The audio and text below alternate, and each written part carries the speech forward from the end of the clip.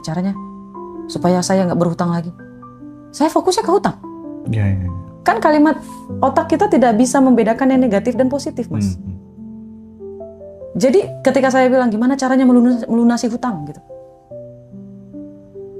fokusnya ke hutang. Oke. Jadi buat orang-orang yang sedang berhutang sekarang, bagaimana caranya agar saya memiliki penghasilan yang jauh lebih banyak daripada di hari ini, berkali-kali lipat. Kalau hutang kamu 1 miliar, kalau Allah kasih kamu rezeki 100 miliar atau 10 miliar, hutangnya lunas apa tidak? Iya. Pasti ikut. Monopoli diri itu gimana sih maksudnya? Jadi gini loh, Mas.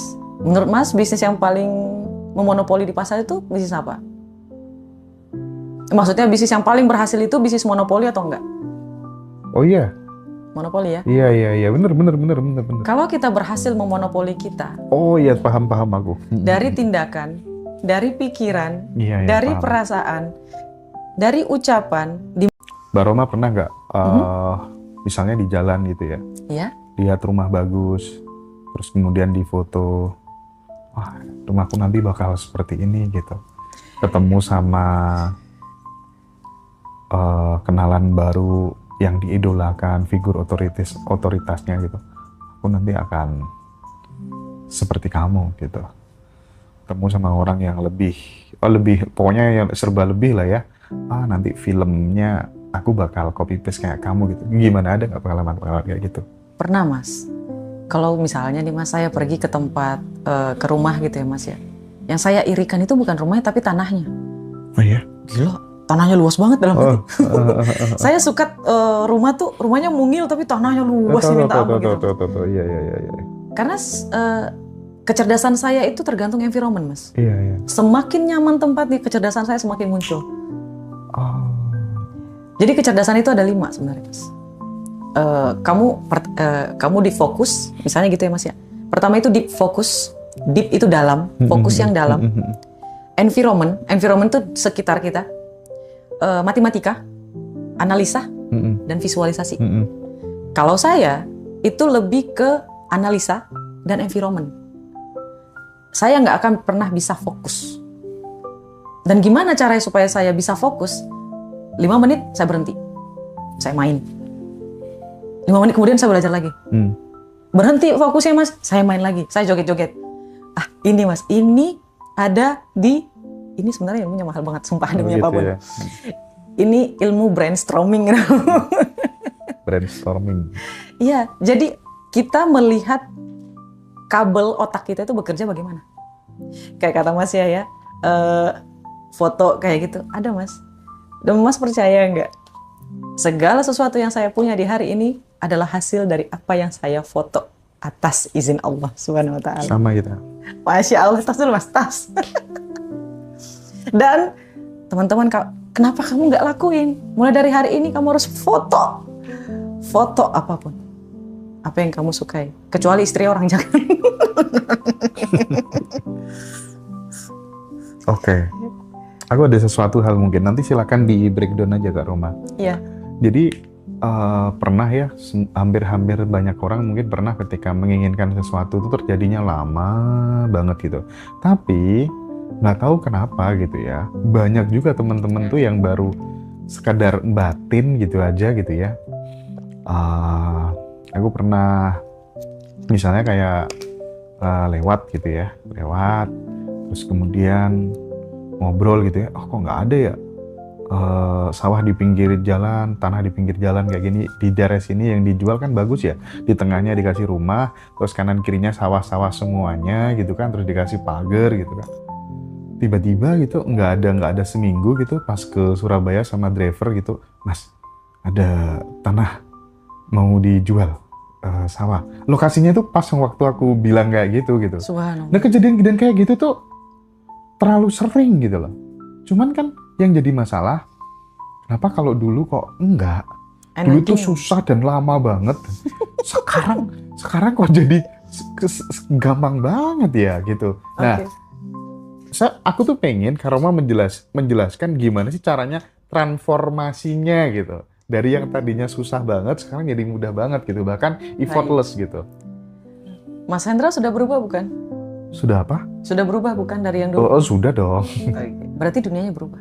Oke. Masnya sudah berubah, dunia berubah. Kalau dulu sulit, sekarang jadi mudah. Dunia kita berubah setelah kita berubah. Oke, berarti ubah diri dulu. Ya, jadi Mas Hendra bahagianya lebih banyak atau lebih atau banyak lebih sedih? dong. Atau sedihnya lebih banyak? Dong. Bahagia dong. Bahagianya yang lebih banyak. Kalau ada orang yang keinginannya gampang banget tercapai. Hampir jarang sedih loh, Kak Roma. Serius. Iya beneran. Aku sampai nggak pernah sedih gitu. Alhamdulillah.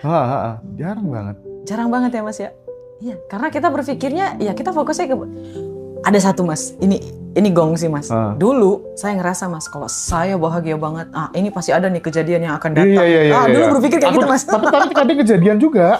Iya dulu karena ada gitu. Program itu kali ya. Kalau sekarang udah nggak pernah Mas. Iya. bener.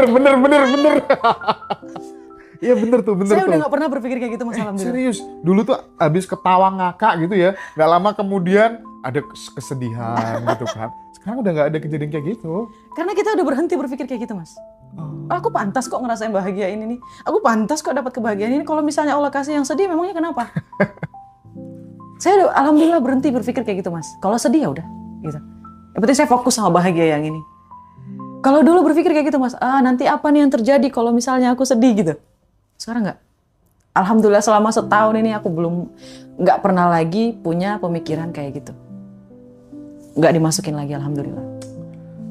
Buat teman-teman kalian pantas bahagia. Jangan merasa ketika kamu bahagia, kamu harus membayar kebahagiaan itu dengan kesedihan kamu. No. Kalau kamu mau happy aja.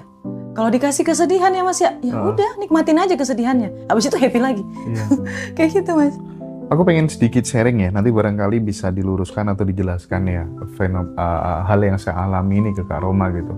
Jadi aku dari dulu tuh ketika kemudian misalnya nanti kamu bulan Februari atau bulan apa tuh akan mengalami kejadian kayak gini. Minggu depan kamu akan mengalami kejadian kayak gini. Misalnya itu dalam mimpi misalnya ya. Dan itu akhirnya kan aku jadi antisipasi kan, melakukan semacam kayak tindakan preventif dan itu dari tindakan preventif yang aku lakukan itu semacam kayak menimbulkan ketakutan dan justru malah kejadian. Iya Mas. Akhirnya kan karena udah terlalu sering kan, capek kan kayak gitu terus ternyata nggak bisa dilawan ya. Ya udah deh kalau mau terjadilah nggak apa-apa. Bodo amat. Dan terus kemudian aku lepasin makin nggak takut, nggak kejadian. Setuju Mas. Saya setuju. Jadi kalau misalnya mau terjadi ya udah terjadi aja. Misalnya nih Mas, biasanya saya punya waktu schedule ya Mas ya. Saya manusia tipenya itu tertata. Waktu aja saya tata kayak gitu. Jadi sebenarnya waktu jam sekarang tuh tadi habis makan siang itu saya selalu istirahat. Saya nonton Netflix lah apalah kayak gitu ya Mas ya. Jadi otak saya itu udah mulai non-aktif di saat jam segitu ya Mas ya. Karena saya kira nggak akan bikin video kan. Terus saya bilang ke asisten saya, aduh ini kayaknya jamnya saya jam istirahat deh. Takut nggak aktif otaknya, kayak gitu ya Mas ya. Terus saya berpikir, aduh ini saya praktisi energi. Saya baca lagi, energi takut. Saya baca lagi ilmu saya gitu ya Mas ya. Nggak bisa takut. Terus ya udah saya lepasin aja. Kalau nasib saya memang dapat viewers yang banyak, itu akan banyak. Tapi kalau misalnya memang tidak dapat, ya tidak banyak. Ini saya membayangkan kalau podcastnya berjalan lancar, saya membayangkan viewersnya banyak, saya membayangkan dapat like-nya banyak, kayak gitu ya Mas ya. Kalau Allah kasih, alhamdulillah. Kalau Allah nggak kasih, ya jadi pembelajaran. Untung dan untung banget gitu loh Mas. Dah, itu intermezzo sih Mas. Oke. Aduh, keren banget ya. Kak Roma ngomong-ngomong ini ya, bikin buku ya? Iya, bikin buku. I am the king. Jelasin dong latar belakang kenapa kemudian sampai create buku gitu dan isinya apa dan bisa dibeli di mana gitu. Baik. Sebenarnya itu bukunya hanya untuk orang yang datang ke seminar ya Mas. Oke. Tapi saya kasih kesempatan untuk teman-teman yang mungkin belum bisa hadir di seminarnya. Kayak gitu ya Mas ya. Untuk bisa beli. Sistemnya tuh masih pre-order. Memang sengaja di pre-order. Karena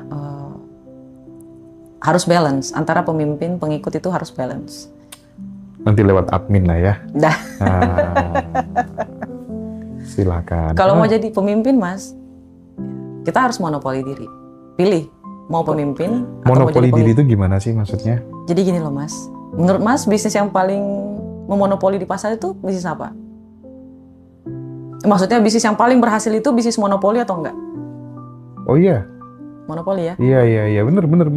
Kalau kita berhasil memonopoli kita Oh iya, paham aku. dari tindakan, dari pikiran, Iya, dari paham. perasaan, dari ucapan, di mana keempat ini adalah sumber energi kita. Energi itu adalah kondisi emosi yang aktif, Mas. Dan ini mengeluarkan frekuensi. Kalau kita berhasil memonopoli keempat itu, kira-kira kita bakalan jadi apa ya? Itu saya dapat dari buku bisnis, Mas. Iya. Saya berpikir manusia itu ladang bisnis sebenarnya. Dan diri kita juga ladang bisnis. Bisnis apa Kak Roma? Untuk hidup kita gitu, bukan soal money ya Mas ya, bukan. Ibaratnya kayak kalau bisnis produk atau apapun masyarakat dimanapun itu bisa dimonopoli, kenapa diri kita nggak bisa? Iya. Terus ketika saya baca buku satu dan buku lain itu ada kesinambungan Mas. Saya juga baca ya buku selling ya Mas ya, gimana cara menjual. Karena kan selama ini yang ngelakuin marketing juga saya, ngelakuin semuanya itu saya kayak gitu. Jadi otaknya masih saya kayak gitu. Karena bukan karena saya nggak mampu bayar orang ya Mas ya, bukan. Tapi karena memang saya suka suatu hal yang. Tapi memang ada orang-orang dengan tipe single factor itu hasilnya lebih bagus tuh, memang ada yang kayak gitu. Iya, aku sering menjumpai hal itu. Karena belum ini aja sih Mas, saya merasa belum cukup dapat pengalamannya. Nanti ketika saya udah merasa cukup pengalamannya, maka saya kasih ke orang yang lebih hebat. Tapi Kak Roma ini kan kutu buku gitu. Tiga buku yang paling mengubah hidupmu, buku pengembangan diri ya, pemberdayaan diri, itu apa saja mungkin yang bisa direkomendasikan buat teman-teman? How to win friends and influence people. 1. Yes. Dan yang kedua, how to talk. Bagaimana cara berbicara. Oke.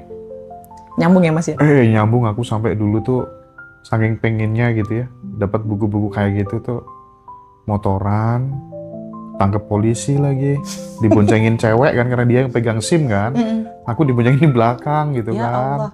Terus kemudian kehujanan lagi.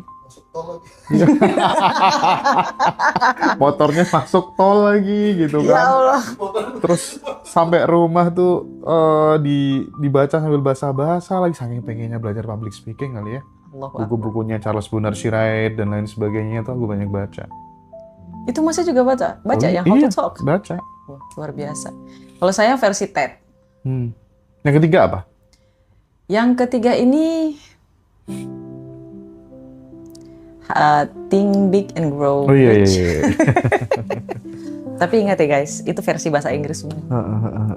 Karena berbeda. Ini rahasia ya Mas ya. Saya bukan bermaksud mau menyingkirkan bisnis apapun. Cuman ketahuilah guys, kalau bukunya memang aslinya berbahasa Inggris, upayakan untuk baca dalam versi bahasa Inggris. Kenapa? Kalau teman-teman tahu yang namanya permainan sihir atau mantra, misalnya mantra Simsalabim, ya. Simsalabim itu bahasanya A gitu ya Mas ya. Terus diterjemahin, jadilah. Agak lain. Iya. Iya bener tuh.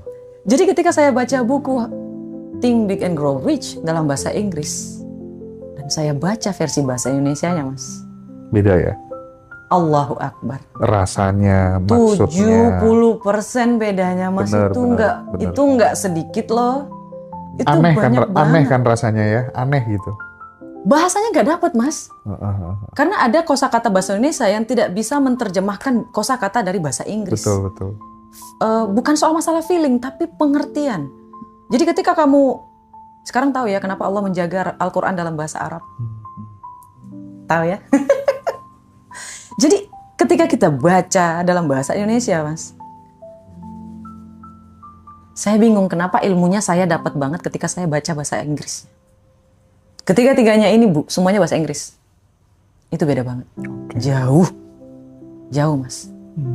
Jadi buat teman-teman belajar. Kalau baca buku Meksiko gimana Kak Roma? Pakai aplikasi, pakai kamus, kamu ngertiin sendiri. Karena kemampuan saya bahasa Inggris juga belum terlalu mumpuni ya Mas ya. 80% sisanya itu kamus. Jadi Oke. ikut aja. Allah itu perencana yang terbaik. Jadi buat apa dilawan? Ikutin aja. Wah, namamu Roma. Oke. Tanggalnya sekian lahirnya. Oke. Roma ke kanan. Oke. Ke kiri. Oke. Ikutin aja, Mas. Capek ngelawan ya, Mas, buat apa? Ya Allah pengen 1 miliar. Nggak mau, 10 miliar aja. Oke. Itu loh, Mas. Jadi kadang manusia tuh kebanyakan ya, Mas ya. Ada 2, melawan arus atau ikut arus. Kalau yang ikut arus, hidupnya ya lebih gampang aja gitu. Lebih Ya, nggak ngelawan semesta ya intinya ya. Nggak melawan arus ya. Tapi memang gimana pun juga buku sangat berpengaruh sih terhadap posisi dan level Kak Roma saat ini gitu. Bahkan aku baru pertama kali kenal, wih, Masya Allah, tabarakallah. Keren. Bahkan aku bilang langsung loh, Kak Roma, ini kayaknya bakal banyak deh yang minta kelas. Dan itu, sorry ya, nggak munafik ya, akhir-akhir ini tuh banyak banget orang tuh nawarin kelas di Ngaji Roso dan aku picky banget gitu. Sorry tuh sih, aku bener-bener picky. Pilih-pilih banget gitu ya. Pilih-pilih banget. Dan ternyata bener prediksiku. Teman-teman banyak banget. Mas Indra, orang-orang lama tuh pada chat semuanya. Orang-orang lama tuh, Mas Indra, kapan kelasnya Kak Roma dan lain sebagainya gitu. Masya Allah, itu kan tidak serta-merta. Itu kan karena ada kebiasaan mungkin kecil yang dilakukan Mbak Roma dari dulu gitu ya. Yang kemudian sekarang tinggal memanennya gitu. Tapi aku pengen tahu lebih dalam deh, selain buku, selain baca buku, apalagi kebiasaan-kebiasaan kecil tuh? Saya selalu bahagia, Mas. Selalu bahagia? Saya selalu berusaha untuk bahagia. Apa yang, trigger apa yang dibutuhkan Roma untuk selalu bahagia? Jadi gini loh, Mas, makanan di rumah seadanya. Oke. Jajan seadanya. Segala sesuatunya seadanya. Di mana lagi saya bisa untuk bahagia selain di kepala saya. Oke. Dan ini saya selalu lakukan. Apapun saya lakukan hanya untuk bersenang-senang. Caranya yang gimana? halal tapi ya. Dari kecil saya suka mancing. Oke. Cewek Saya suka mancing ya? ya. Dirimu agak tomboy dong berarti dulu? Wah, tomboy banget, Mas. Iya, kelihatan. Itu lawan arus loh. Tapi hanya ikan-ikan besar yang berani ngelawan arus. Awalnya ya, Mas ya. Kalau sekarang saya ngikut arus menuju ya kan nggak boleh dikasih tahu, hidup dalam sunyi dulu. Ada kok nanti kalanya, Mas. Ketika udah naik kapal feri bisa kok. Lawan arus bisa. Tapi kalau lagi naik sekoci, jangan lawan arus dulu. Ikutin dulu. Ikutin. Sampai di mana tadi, Mas? Main ke ladang. Semuanya. Jadi memang dari dulu tuh memang suka banget yang survival kayak gitu, Mas. Saya selalu lakuin itu. Apapun yang bikin saya bahagia. Ngeband misalnya. Orang-orang zaman sekarang mungkin di tahun sekarang ya, Mas ya. Kalau tahun 2000-an kan beda ya. Zaman sekarang tuh mungkin karena kebanyakan gadget kali ya. Ya, Mas ya. Jadi mereka bermainnya cuma di game. Tapi itu nggak masalah juga sih. Lakukan apapun agar kita punya output negatif. Output negatif? Iya. Jadi ada jalan untuk mengeluarkan energi negatif itu. Tapi kan itu dilakukan Kak Roma pada waktu masih kecil kan. Iya. Yang jadi persoalan adalah bagaimana seseorang yang sudah berkeluarga, berumah tangga, terus dikejar-kejar hutang, tapi dia tetap bisa mengeluarkan vibrasi dan energi yang positif gitu ya, menemukan kebahagiaan tanpa syarat dari dalam dirinya sendiri kan itu. Mas, pertanyaan Mas baru aja saya jawab kemarin sama klien saya. Baru ada kemarin, Mas, one to one nanyain kayak gitu. Jadi saran yang saya kasih adalah pertama saya nanyain dulu apa yang Mas lakukan untuk bahagia. Nggak ada. Saya langsung tutup mata. Oh my God. Sumber masalahnya adalah di situ. Masalah itu pasti akan datang, Mas. Hutang itu bukan momok. Kalau dia baca buku bisnis, hutang itu adalah pembantu kita. Kalau dia baca buku bisnis. Terus saya bilang kayak gini, Bapak ingin jadi siapa?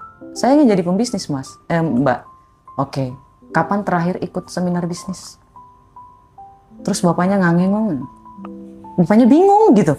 Oh, terakhir beberapa, kayaknya ada sekitar hampir 10 tahun yang lalu deh Mbak. Oke. Tapi bapaknya mau jadi pembisnis. Iya, bapak salah kelas. Bapak ikut spiritualis untuk benerin mental. Setelahnya bapak pergi ke bisnis. Ya Pak, ya Mas ya. Iya. Itu yang pertama. Yang kedua, output bahagianya itu dari mana? Bapak kerjanya seharian ngapain? Saya kerja, Mbak Roma, dari kapan? Senin sampai Minggu. Saya kaget, Mas. Saya kaget. Oh, jadi gini Bapak. Bapak itu sebenarnya tidak bermasalah soal hutang. Bapak itu cuma kurang kebahagiaan. Kenapa saya bilang kayak gini? Karena ketika kita bahagia, otak kita lebih gampang untuk disetting, Mas. Jadi yang negatif ini tidak akan mempengaruhi perasaan kita. Jadi kita sudah punya benteng yang luar biasa kayak gitu loh, Mas. Tapi masalahnya kebanyakan laki-laki di luaran sana, mereka itu kebanyakan bekerja. Happy-happynya hampir zero. Dan makanya saya selalu tekanin untuk para istri ya Mas ya. Tolong kasih waktu untuk mereka bermain. Dan para suami kasih waktu untuk istrimu bermain juga. Jaga anaknya. Ganti-gantian gitu loh. Gitu loh Mas. Ya kalau misalnya suaminya lagi me time. Tadi saya udah bilang Mas yang Napoleon Hill. Waktu yang sunyi. Setiap individual itu harus punya waktu yang sunyi.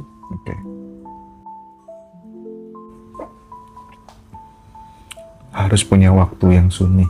Punya waktu untuk bahagia. Terus setelahnya diubah fokusnya Mas. Pertanyaan mereka yang sering mereka lontarkan, bagaimana caranya agar aku bisa melunasi hutang? Hapus. Bagaimana caranya bisnis saya bisa sukses? Apa yang berubah dengan kalimat itu? Ada Mas. Ini ada nih. Energi menentukan cara kamu menafsirkan realitas. Ketika kita energinya takut, kita fokus pada ancaman. Yang datang adalah rasa takut. Tapi ketika kita fokus pada kesuksesan, pada rencana yang untuk berhasil, yang datang itu peluang. Ketika saya bilang, bagaimana ya caranya supaya sukses? Yang datang itu peluang Mas. Tapi kalau saya bilang, bagaimana caranya supaya saya nggak berhutang lagi? Saya fokusnya ke hutang. Kan kalimat otak kita tidak bisa membedakan yang negatif dan positif Mas. Jadi ketika saya bilang gimana caranya melunasi hutang gitu, fokusnya ke hutang. Jadi buat orang-orang yang sedang berhutang sekarang, bagaimana caranya agar saya memiliki penghasilan yang jauh lebih banyak daripada di hari ini, berkali-kali lipat. Kalau hutang kamu 1 miliar, kalau Allah kasih kamu rezeki 100 miliar atau 10 miliar, hutangnya lunas apa tidak? Pasti lunas. Mentalitasnya dibedain Mas. Kalau misalnya orang itu mengalami sebuah kejadian yang tidak sesuai dengan yang dia ekspektasikan gitu ya. Pada saat dia sudah benar-benar selaras dengan mimpi yang dia idealkan dan mimpi yang dia cita-citakan, apa yang akan dilakukan orang itu yang mungkin itu justru akan memperbesar energi kesuksesannya gitu. Bagaimana memaknai kegagalan, bagaimana memaknai sakit hati, bagaimana memaknai dikhianati, ditipu, dihina, dicaci maki.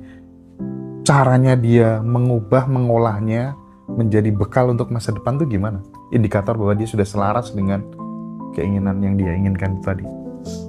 Kalau saya bilang simple, pasti orang nggak percaya ya Mas. Hidup ini hanya untung dan untung banget Mas. Kalau sesuatu hal tidak terjadi seperti apa yang kita inginkan, maka kita dapat pembelajaran. Kita untung. Kalau kita mendapatkan sesuai yang ekspektasi kita, kita beruntung banget. Jadi kalau ada orang bilang, hidup ini adalah untung dan rugi, ya dia pasti bakalan dapat rugi. 50%, untung 50%. Udah terbagi dari awal Mas. Iya. Dan kalau ditanya, Kak Roma nggak percaya ya namanya kerugian? Enggak. Rugi itu adalah pembelajaran. Pendapat pembelajaran gratis, itu untung nggak Mas? Meskipun pengorbanan kita tuh waktu ya Mas ya. Yang paling berharga itu, saya ulangi sekali lagi dari kemarin, video yang kemarin juga, waktu. Waktu nggak bisa dibeli. Betul. Itu nggak bisa dibeli sama sekali. Jadi selama itu tidak mengurangi waktu kita, melebihi dari batas yang kita miliki kayak gitu, maka kita untung. Tapi kalau misalnya ngabisin waktu gimana Kak Rama? Ya udah ikhlasin, nggak ada pilihan lain. Nggak ada pilihan lain Mas. Kita nggak bisa menggabungkan dua pemikiran yang berbeda dalam otak kita. Otak kita cuma berfungsi 18-20% Mas. Selebihnya itu alam bawah sadar. Jadi nggak bisa keyakinan dan ketakutan bergabung jadi satu. Pilih salah satu. Mau takut terus atau mau yakin. Kita harus pilih salah satu. Dan ketika kita lebih fokus ke ketakutan, ketika kita tidur, alam bawah sadar kita ini aktif Mas. Pikiran kita aktif. Dan ini akan mengeluarkan frekuensi. Sampai kita bermimpi buruk jadinya. Tapi ketika kita yakin akan sukses, yakin atau afirmasinya yang positif-positif ya gitu ya Mas ya. Ketika kita tidur, pikiran kita bekerja, mimpinya jadi indah. Mimpiin air yang jernih, ikan yang cantik, istana yang megah, kayak gitu loh Mas. Itu mimpinya jadi bagus gitu loh Mas. Nah, laki-laki, kebanyakan laki-laki sih Mas. Kalau perempuan lebih ke sini, kalau laki-laki lebih ke sini. Kadang sampai botak kan gara-gara itu Mas. Terlalu banyak yang dipikirin. Iya. Bener.